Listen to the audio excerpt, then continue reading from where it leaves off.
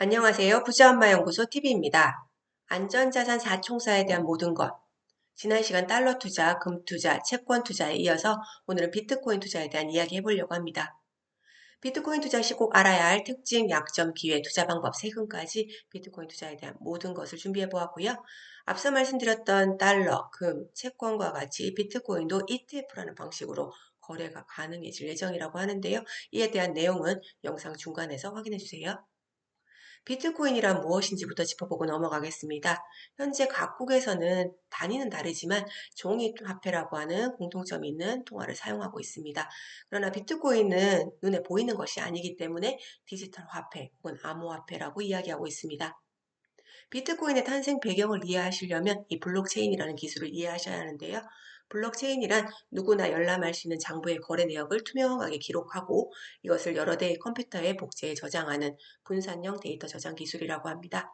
이 말은 좀 어렵지만 거래 과정이 누구에게나 투명하게 공개가 됨으로써 권력이 중앙화되는 것을 방지한다는 게 핵심이고요. 이것은 암호화폐에 있어서 큰 장점으로 작용을 하게 됩니다. 이는 뒤에서 설명을 드리도록 할게요.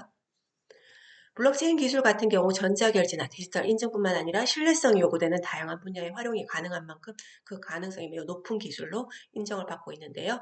실제로 금융위원회에서 지정한 금융규제 샌드박스 우선 심사 대상에 AI 서비스와 함께 블록체인 기술이 포함이 된 바 있습니다. 금융규제 샌드박스라고 하면 혁신적이고 소비자 편익이 큰 금융 서비스에 대해서 규제 특례를 부여하는 실험과 검증을 해볼 수 있는 지원 제도를 말합니다. 이 암호화폐는 블록체인 기술이 적용된 대표적인 상품인데요. 지난 2007년 글로벌 금융위기 사태를 계기로 중앙 집권화된 금융 시스템의 위험성 그리고 불편함을 인지한 누군가에 의해 최초의 암호화폐인 비트코인이 탄생을 한 바 있습니다. 현재 비트코인을 말고도 한 천여 개 정도의 암호화폐가 시장에 존재하고 있고요. 시가총액이라고 하죠. 시장 점유율이 높은 그 암호화폐를 보면 3위 안에 드는 것이 비트코인, 이더리움, 리플 등이 있습니다. 그 중에서도 비트코인은 시장 점유율이 60%가 넘기 때문에 가장 영향력이 큰 암호화폐로 인지가 되고 있습니다. 국내 주식시장 규모가 약 2,000조라면 전 세계 암호화폐 시장 규모는 약 300조 정도인데요. 아직까지 매우 작은 시장 규모라고 볼 수 있습니다. 비트코인의 특징 첫 번째는 투명성입니다. 발행 주체라는 관점에서 기존 화폐가 중앙은행이라고 하는 특정 소수가 발행을 한다면 암호화폐는 불특정 다수가 발행을 하게 되는데요. 이를 통해서 이 중앙은행에서만 발행하는 것보다 투명성이 좀 더 높아지게 됩니다. 이것은 특징 두 번째는 안전성과 깊은 관련을 갖고 있는데요. 해킹을 당했을 때 중앙은행은 가지고 있는 모든 자료가 날아갈 수 있는 가능성이 있는 반면 이 암호화폐 같은 경우 단 한 대의 컴퓨터만 살아있어도 자료를 복구하는 것이 가능합니다. 특징 세 번째는 희소 가치입니다. 이것을 이해하시려면 반감기라는 것을 이해하셔야 되는데요. 반감기란 채굴 보상이 절반으로 줄어드는 시기를 말합니다. 비트코인의 경우 21만 개 단위마다 채굴하는 양이 50%씩 감소하도록 설계가 되어 있는데요. 여기 보시면 시간이 갈수록 한 블럭당 채굴할 수 있는 비트코인이 반씩 줄어든다는 걸 볼 수 있습니다. 실제로 2013년 첫 번째 반감기가 왔을 때 1,000달러를 비트코인 가격이 돌파를 했고요. 두 번째 반감기인 2017년에는 19,000달러를 돌파한 바 있습니다. 그래서 이 반감기는 비트코인 가격 상승에 있어 큰 기대감으로 작용하고 있는데요. 그 이유는 바로 비트코인 총 발행량이 2,100만 개로 한정이 되어 있다는 희소 가치에 근거하고 있습니다. 특징 네 번째는 안전자산이라는 건데요. 비트코인은 디지털 금이라는 것으로 불리우고 있습니다. 앞서 말씀드렸던 것처럼 발행량이 한정되어 있고 전 세계 통용이 가능하다 보니까 기존의 금과 같이 안전자산의 역할을 한다고 그렇게 인지가 되고 있고요. 실제로 키프로스 사태라고 해서 2013년 IMF가 나면서 유럽 전역을 불안하게 했던 사건 외에도 브렉시트, 미중 무역 전쟁 등 세계 경제의 불확실성이 높아질 때마다 비트코인 가격은 다른 안전자산들과 같이 상승하는 모습을 보여왔습니다. 그러나 비트코인은 여전히 약점을 가지고 있습니다. 이 가격 변동성 때문인데요.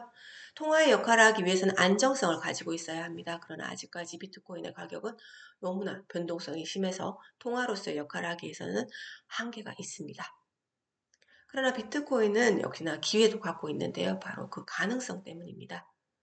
20억 사용자를 가지고 있는 페이스북이 자신의 암호화폐인 리브라를 만들겠다고 발표를 했고요. 삼성에서는 갤럭시 폰에 암호화폐 지갑을 탑재한 바 있습니다. 이는 암호화폐 시장을 키우는데 큰 영향을 미칠 것 같고요. 그리고 스타벅스에서는 비트코인으로 결제하는 것을 가능하게 했고 국내에서도 암호화폐 결제 서비스가 속속들이 도입이 되고 있습니다. 그리고 대출 시장 역시 암호화폐 시장에서 큰 시장 중 하나인데요.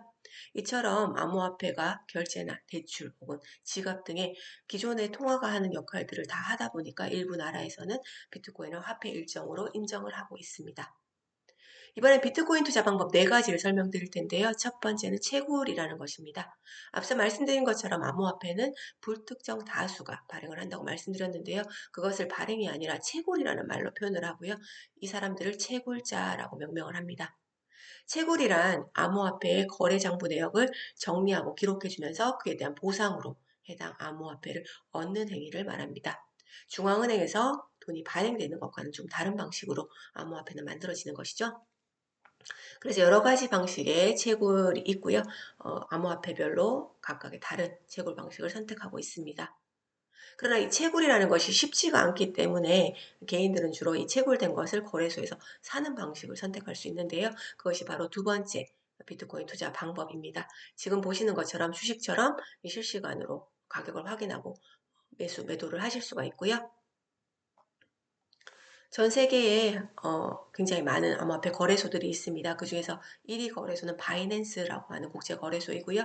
우리나라를 대표하는 거래소인 업비트, 빗썸 같은 경우는 70위권에 랭킹이 되어 있습니다.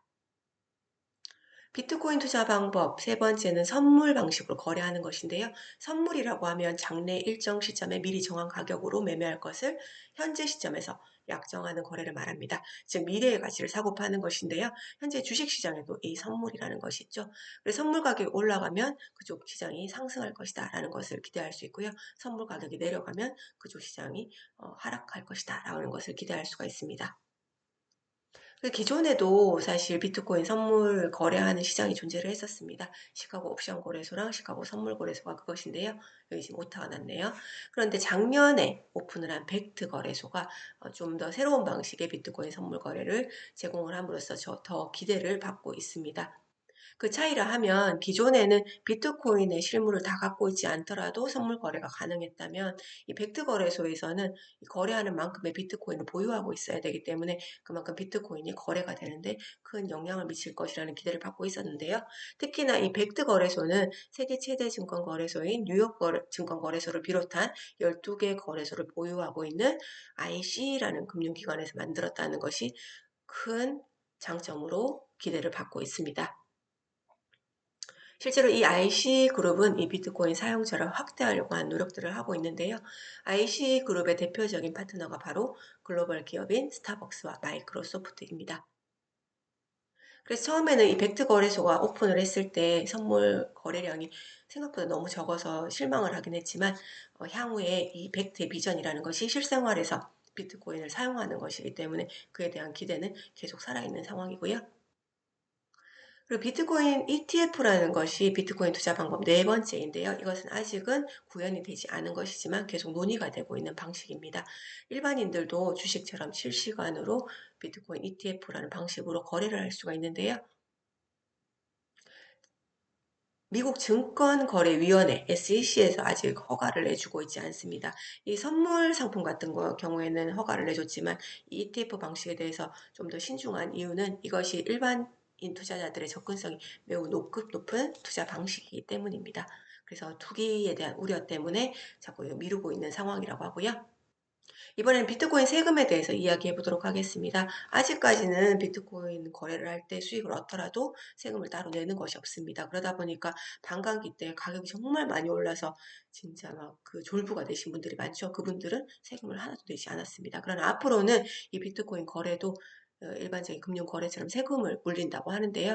아직까지 어느 그 과세로 세금을 매길지는 결정이 되지 않은 상태입니다. 양도소득세나 혹은 기타 소득세 둘 중 하나로 세금을 물릴 예정이라고 하고요. 요약을 해보면 비트코인의 특징은 크게 네 가지가 있습니다. 투명성, 안정성, 기소가치, 안전자산 등이 있고요. 그러나 아직까지 가격 변동성이 너무 크기 때문에 통화로서 역할을 하기에는 아직 한계가 있습니다.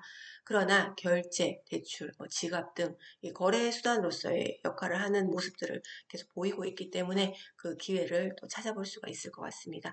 비트코인 매매 방법으로는 채굴, 암호화폐 거래소, 선물 거래소, 그리고 아직은 확정되지 않은 ETF까지 그 비트코인에 투자할 수 있는 방법이라고 볼 수 있겠습니다.